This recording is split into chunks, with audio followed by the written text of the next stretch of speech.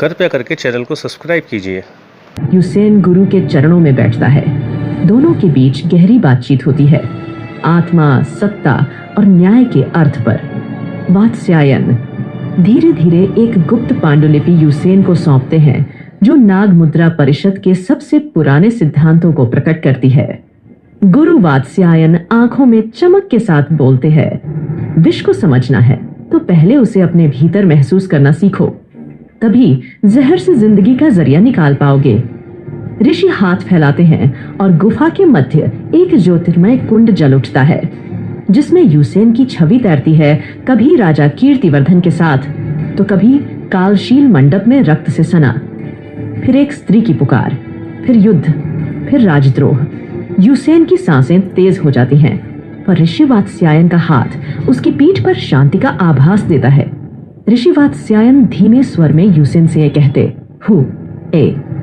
तुम्हें न्याय के पथ पर चलना है, लेकिन उससे पहले तुम्हें अपने भीतर के दोषों को पहचानना होगा। यह आश्रम ज्ञान देता है, पर उत्तर नहीं। उत्तर तुम्हारी आत्मा को स्वयं देने होंगे, अपने अगले कदमों से। यूसेन का पहला बोध शुरू होता है। दूसरी ओर भोलू अग्निकुंड के पास जाकर बैठा है, और जैसे ही अग्नि के पास बैठता है उसकी आंखें धीरे धीरे बंद हो जाती हैं। उसका मुंह बंद और चुप्पी।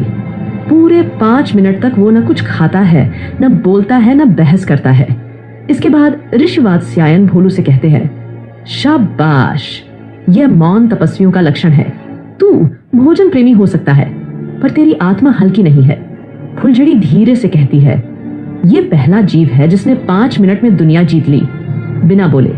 एक घना जंगल जहां एक प्राचीन, शांत और दिव्य आश्रम स्थित है। आम्र वृक्षों की छाया, दूर बहती नदी की कलकल और पक्षियों की मधुर ध्वनि से भरपूर। महर्षि वात्स्यायन ध्यान की गूढ़ मुद्रा में है। सफेद जटाएं, भाल पर चंदन का त्रिपुंड और आंखें बंद, लेकिन चेतना समूचे ब्रह्मांड में विचरण कर रही है। उनके सामने एक चटाई पर बैठे हैं प्रभाकर, यूसेन और 2 अन्य आश्रम शिष्य। इस समय गुरु वात्स्यायन अकेले अपने कमरे में है। तभी प्रभाकर वहां आता है। प्रभाकर नम्रता से झुकते हुए बोलता है, प्रणाम गुरुदेव। ऋषि वात्स्यायन आयुष्मान भव। वो उससे कहते हैं, हमें पता है कि तुम्हारे मस्तिष्क में क्या प्रश्न चल रहा है, पूछो, क्या पूछना चाहते हो। प्रभाकर कहता है, जी गुरुदेव, कृपया मेरा मार्गदर्शन करें।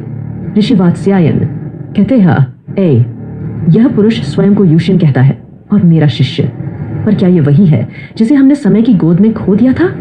एक सत्य जो वर्षों से दफन है, यही जानना चाहते हो ना? वात्स्यायन धीरे धीरे आंखें खोलते हैं। आश्रम की हवा जैसे ठहर जाती है। आश्रम के कमरे के बाहर यूसेन की ओर उनका दृष्टि पड़ती है, सीधी, गहरी, भेदक। वात्स्यायन गंभीर स्वर में प्रभाकर से कहते हैं, चेहरे तो समय बदल देता है, पर आत्मा की आभा कभी नहीं बदलती। ये चाल युद्ध भूमि की अनुभूति ले हुए, ये आंखें जिनमें रक्त के प्रश्न हैं। हाँ, यह वही है, यूसेन, त्रिपुरा की चेतना का विस्मृत पुत्र, जो मरा नहीं था, बस संसार ने उसे भूलने की जल्दी की थी। तभी ऋषि वात्स्यायन यूसेन को भी कमरे में बुला लेते हैं। अब वहां प्रभाकर के साथ यूसेन भी मौजूद हैं। यूसेन कमरे के अंदर आता है और ऋषि वात्स्यायन को प्रणाम करता है।